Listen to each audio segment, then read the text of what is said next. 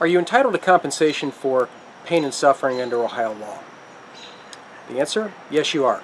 Hi, I'm David Schroyer. I'm a medical malpractice and personal injury attorney. I practice here in the state of Ohio. There are, however, limits on what you can receive for compensation under Ohio law for what we call non-economic damages.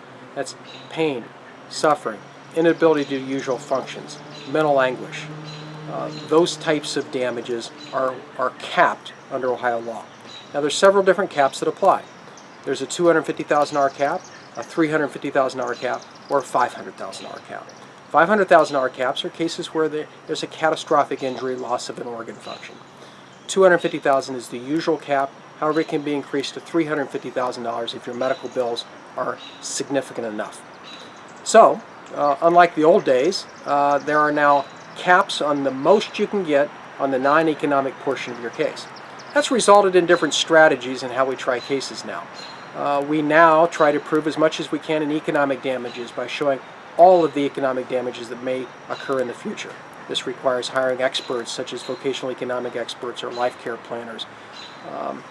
But as a result of the caps, now more doctors want to go to trial because there's not the fear of what I would like to think is a fair verdict. Caps result in unfair verdicts because they artificially limit damages for someone that could be very significantly injured and have a lifelong of pain. But those are in place, so when you're evaluating your case, you need to take that into consideration on what a probable jury verdict would be.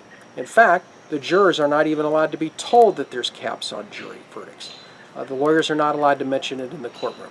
Hopefully they probably perhaps already know that, though. At any rate, if you have any sort of questions about what kind of damages you would have in a medical negligence case, feel free to give me a call. I answer those kind of questions all the time. My name is David Schroyer. My phone number is 614-228-6453, or you can drop me an email at lawyerschroyer@gmail.com.